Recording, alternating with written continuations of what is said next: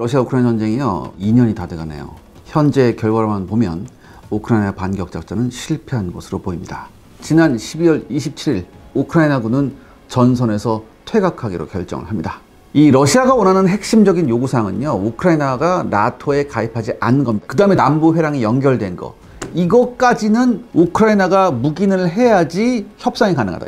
그런데요, 이런 정치 외교적 문제뿐만 아니라 우크라이나의 내부 문제도 점점 심각해지고 있습니다. 젤렌스키 대통령과 이 발레로 자루즈니 총사령관과의 갈등이 심화되고 있죠. 여기에 우크라이나의 병력 부족과 난민 문제도 한몫을 합니다. 그래서일까요? 젤렌스키의 지지율이 최근 60%대로 급락했습니다. 전황이 우크라이나한테 불리하게 돌아가게 되고 설상가상으로 중동에서 전쟁이 터지면서 결정적으로 미국의 지원 우선순위가 바뀌어버리면서 우크라이나가 매우 어려운 상황에 처하게 된 거죠.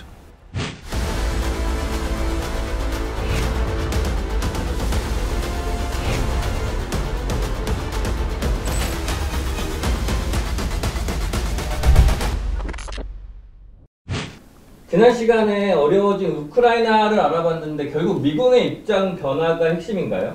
네, 현재 우크라이나에 대한 지원에 대해 그동안 우크라이나를 돕던 나라들은요, 명분을 굉장히 중요시했었죠. 침략을 받고 있는 우크라이나를 도와준다, 이런 명분이 굉장히 중요했는데 이제는 점차 실리 쪽으로 무게추가 서서히 이동하고 있습니다.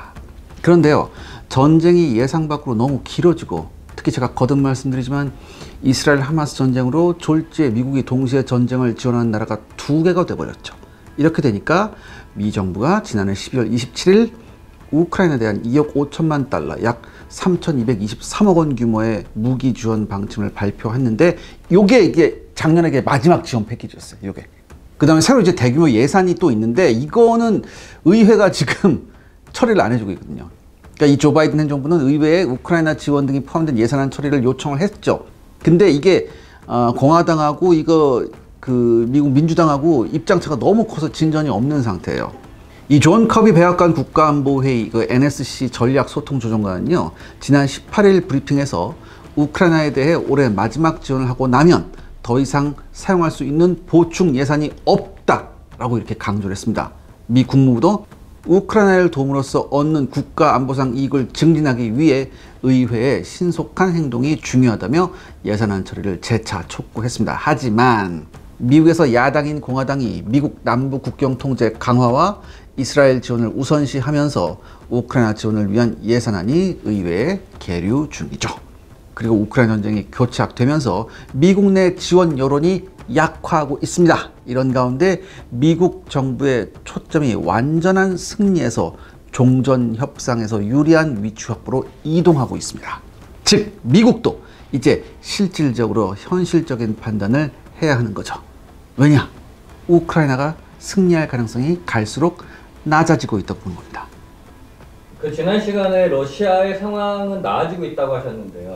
네, 2022년 러시아의 우크라이나 침공 이후 국제사회는 러시아에 대해 무려 17,000여 개의 제재를 가했습니다. 이에 따라 나름 2021년 고공행진했던 러시아의 경제 성장률은 2022년 마이너스 2.1%로 곤두박질 쳤죠. 그런데요, 뜻밖에도 러시아는요, 많은 사람들의 예측과는 달리 작년 2023년에 견조한 성장세를 보였습니다. 1, 4분기에만 역성장을 조금 했을 뿐 이후로는 플러스 성장세를 이어갔죠. 이뿐만이 아닙니다. 통상 물가 상승분을 반영하지 않은 세계 명목 GDP 순위에서 2020년 러시아는요, 전년도 2021년 11위에서 2단계 상승해서 9위에 등극합니다.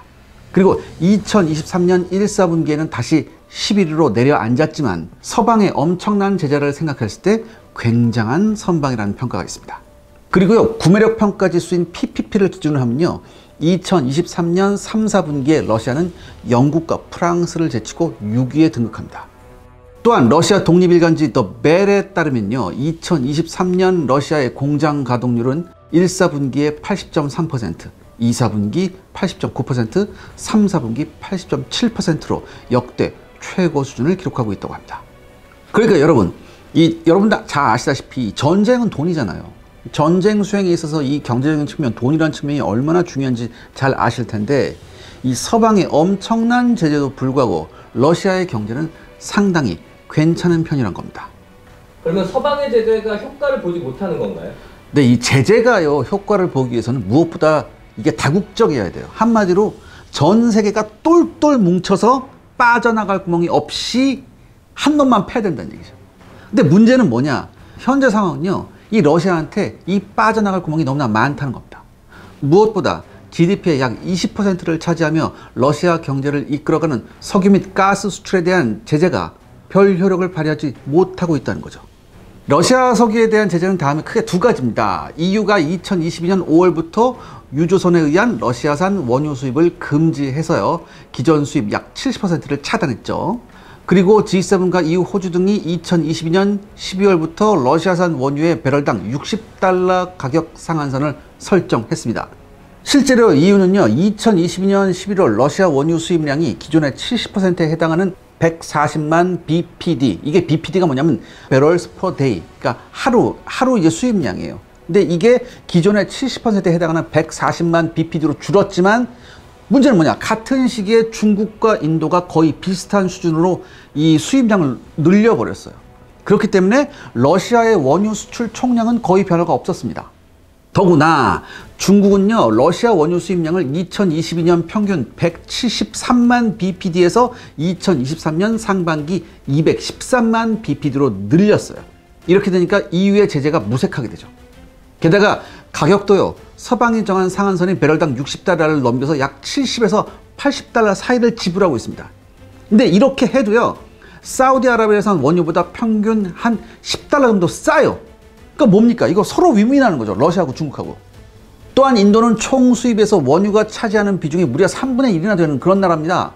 그런데 2023년 1월부터 9월까지 값싼 러시아산 원유 185만 BPD를 수입한 인도는요, 거의 27억 달러를 아낄 수 있었습니다. 그래서 결과적으로 인도의 GDP 순 증가를 달성할 수 있었죠.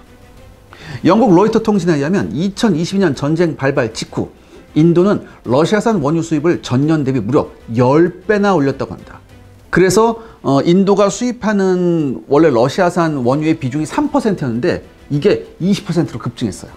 그리고 다시 2023년 4월에서 9월 사이에 전년 동기 대비 2배 이상 늘려 비중도 40%가 넘어가기 시작하죠. 그리고 또 하나 짚고 넘어가야 될 게 있습니다.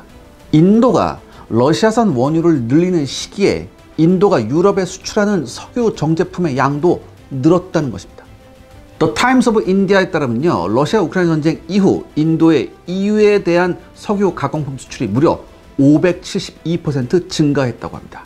이 때문에 The Economic Times는요, 러시아 기름이 인도를 통해 유럽 뒷문으로 들어간다는 이런 기사를 냈죠. 2014년 대러시아 제재 이전에 네덜란드가 러시아 원유 최대 수입국이 되어 이를 다시 유럽과 전 세계로 되팔았던 이 비즈니스를 이제는 인도가 대신하고 있습니다. 그러면 중국과 인도가 러시아를 살린 건가요? 살린 정도가 아니고 사실 이뿐만이 아닙니다.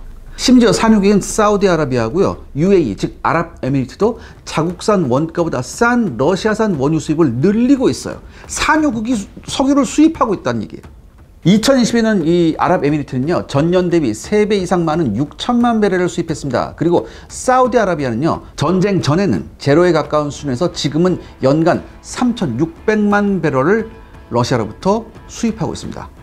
이 나라들은 값싼 러시아산 원유는 자국이 소비하고 자국산 원유는 국제시장 가격에 수출해서 톡톡한 재미를 보고 있습니다. 이러니 사우디가 항상 하는 말이 있죠. 러시아 없는 오펙은 생각할 수 없다, 이러는 거예요. 아무튼 역시 시장을 당할 규제가 없다는 것이 이번에도 여실히 증명됐습니다. 2023년 11월 14일 파이낸셜 타임즈는요, 지금 보시는 그래프를 보이며 이제 60달러 이하로 팔리는 러시아 석유는 거의 없다는 이런 얘기를 했어요. 그리고 작년 우크라이나의 반격이 시작될 무렵 국제 원유의 그림자 시장을 능수능란하게 이용하는 러시아 기업들로 인해 사실상 서방 세계의 제재는 유명무실해졌습니다. 아니, 오히려 서방도 지금 제재를 하는 것이 맞나 하는 의심이 들 정도예요. 그게 무슨 얘기인가요?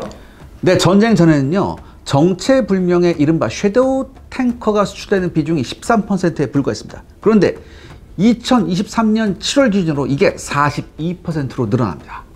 이 섀도우 탱커는요, 소유권과 보험사가 불분명한 오래된 유조선들을 말하는데요, 전쟁 이후 거의 500척에 달하는 섀도우 탱커들이 러시아 원유를 중국과 인도 및 여타 아시아 항구들로 옮기는데 필수적인 역할을 합니다. 원래 섀도우 탱커는 G7의 가격 상한선 조치로 인해 생긴 것이었지만요. 더욱 어이없는 점이 뭐냐? 나중에 알고 보니까 이 섀도우 탱커의 실소유주나 보험사가 대부분 G7 국가들이었어요. 이렇게 수출된 원유는 해외 기업으로 위장한 러시아 기업이 구매해서요. 다시 시장 가격으로 재판매하고 있었습니다. 그리고 이렇게 러시아 기업들이 쌓아놓은 달러는요. 러시아 정부가 급등하는 환율을 잡을 때 요긴하게 사용됩니다. 러시아로서는 일타양피였죠. 게다가 천연가스의 상황도 비슷합니다. 중국은 2022년 가스관을 통한 러시아 천연가스 수입을 전년 대비 2.6배 늘렸고요. 여기에 LNG까지 2배 이상 늘렸습니다. 게다가 EU는 가스관을 통한 수입은 2023년 상반기에 전년 동기 대비 45% 줄었지만 러시아 LNG 수입은 39.5%로 오히려 늘렸어요. 더욱이 원유에서 인도가 하는 짓을 천연가스에서는 튀르키예와 불가리아가 하고 있습니다. 그러니까 얘네가 이제 백도어 역할을 하는 거죠. 여기에 아제르바이잔도 뛰어들어서 눈에 불을 켜고 있습니다. 그러니까 솔직히 제재가 유명무실한 것 같네요. 벌써 재작년이었죠. 2020년 10월 24일 우리 샤레 군사연구소 채널에 러시아 우크라이나 전쟁 업데이트 16에서 러시아가 중국제 마이크로칩을 수입하다가 곤욕을 치렀다는 말씀을 제가 드렸었죠. 이 현대전에서는 이 고성능 마이크로칩은 굉장히 중요한 존재입니다. 정밀 유도 무기에 필수적이거든요. 그런데 2014년부터 서방의 제재로 인해서 수입선을 중국으로 변경했다가 러시아가 중국의 불량 마이크로칩에 호되게 당해서 러시아 정밀 유도 무기의 명중률이 대폭 하락한 그런 사례가 있었다고 제가 한번 방송했었는데, 그런데요, 러시아는 현재 이 문제도 어느 정도 해결했습니다. 러시아의 수출이 금지된 마이크로칩을 포함한 전자제품과 기계부품 등은요, 코카서스 지역과 중앙아시아를 우회해서 지금 러시아가 문제없이 조달하고 있다고 합니다. 그래서 이 2022년 이 국가들의 대러시아 수출이 전년 대비 급속도로 늘었는데요. 심지어 아르메니아는요, 증가분이 2022년 무려 187%까지 치솟았습니다. 뿐만 아니라 러시아는 미국의 달러에 휘둘리지 않기 위해 외환 다각화를 추진하고 있었죠. 블룸버그 통신에 따르면 다음 그래프에서 보듯 러시아의 무역 결제 대금 비중은 2020년 1월 달러화와 유로화의 비중이 절대적이었으나 그해 12월에는 달러화와 유로화의 결제 비중이 50% 아래로 떨어집니다. 그리고 그 자리를 러시아의 루블화와 중국의 위안화가 차지했죠. 그리고 여기서 더욱 아이러니한 것이 있습니다. 작년 2023년 6월에 열린 상트페테르부르크 경제 포럼에서 러시아는 단번에 약 59조 원 규모의 외국인 투자를 유치합니다. 그리고 흥미롭게도 이 포럼에 가장 많은 기업이 참가한 나라가 어디였을까요? 바로 미국이었습니다. 그리고 그 다음에 중국과 인도, 그리고 중동 국가들 순이었어요. 그러니까 여러분들, 이 겉으로 보이는 명분보다 더 강한 시장의 힘에 의해서 미국의 제재와 국제사회의 말빨이 제대로 먹히지 않고 있는 것이 현실입니다. 여기에 러시아인들의 푸틴에 대한 지지도 역시 생각해 볼 문제죠. 지금 젤렌스키랑 비교하면 좀 어떤가요? 이 보도에 따르면요, 2023년 12월 기준 푸틴의 지지율은 75.8%라고 합니다. 뭐 러시아 정부가 발표하는 숫자를 고지고대로 믿을 수가 없지만 이 마찬가지죠. 우크라이나도 사실 마찬가지거든요. 얘네들도 믿을 수 없어요. 근데 마찬가지인 우크라이나의 젤렌스키 지지율이 60%인 것을 감안하면 오히려 푸틴의 지지율이 높은 거죠. 근데 또 이것도 있어요, 여러분들. 러시아 국민이요, 푸틴과 전쟁을 지지하면서도 단호히 반대하는 거 한 가지가 있죠. 바로 뭡니까? 추가 징집이에요. 그래서 작년 9월에 징집령이 러시아에서 발표됐을 때 푸틴의 지지율이 80%대에서 50% 수준으로 급락했었죠. 하지만 이후 러시아는 더 이상 징집을 하지 않고 모병 형식으로 병력을 확충하고 있습니다.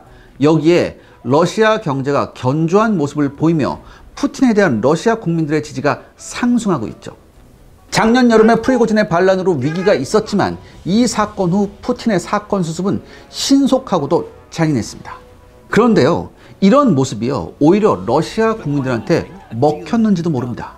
그러니까 여기서 우리가 이걸 생각해 봐야죠. 러시아 국민들은 도대체 왜 푸틴을 지지하는가? 저는 이렇게 정리했어요. 비록 독재일지언정 푸틴 집권 이후 러시아는 안정을 되찾고 있습니다. 그리고 여기에 더해 해외 분쟁에서 늘 승리하면서 러시아의 위상을 높였기 때문이죠. 체첸과의 전쟁에서는 좀 아슬아슬했지만 결과적으로 승리를 가져왔고요. 조지아 전쟁에서는 완승을 하면서 정치적으로 미국의 코를 납작하게 했죠. 또한 시리아 내전을 통해 중동에서의 입지를 튼튼히 했고 2014년 크림반도 합병으로 영토를 러시아는 확장했습니다. 그리고 이번 전쟁에서도 전략 목표인 남부 회랑 점령을 공고히 하며 러시아 국민들이 전쟁에 대해 낙관적인 생각을 갖게 하도록 하는데 성공합니다. 따라서 푸틴은 실제 어느 정도 국민의 지지 기반이 있다고 보는 것이 타당하죠. 푸틴은 이를 바탕으로 5번째 대통령 연임에 도전하고 있습니다. 5선에 성공하면 2030년까지 권력을 연장할 수 있고요. 또한 푸틴은 2020년 개헌으로 2030년 대선으로 출마할 수 있어요. 그러니까 이론적으로는 84살이 되는 2036년까지 집권이 가능한 거예요. 그러니까 거의 종신 집권이라고 봐야죠. 시청자 여러분들의 구독과 좋아요는 영상 제작에 정말 큰 도움이 됩니다. 여러분들 부탁드리겠습니다. 구독과 좋아요. 2년 전 전쟁 초기 러시아 우크라이나 전쟁 업데이트에서 당시 러시아의 전쟁 수행 능력에 대해 말씀을 제가 올린 바가 있습니다. 근데 제가 당시 여러 이유를 들어서 우리가 생각하는 것만큼 러시아를 패배시키는 것이 어렵다고 언급했었죠. 이후 제가 대차게 욕을 먹었습니다.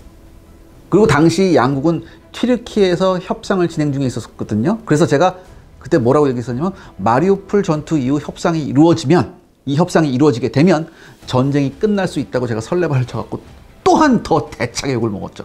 아유, 욕 많이 먹었습니다. 그런데 여러분들, 제가 거듭 말씀드리지만 러시아 같은 강대국을 제재로 굴복시킬 수 있다는 생각은 사실 망상입니다. 전 세계에서 식량과 에너지 자급자족이 가능한 나라는 미국과 러시아가 유일하기 때문이죠.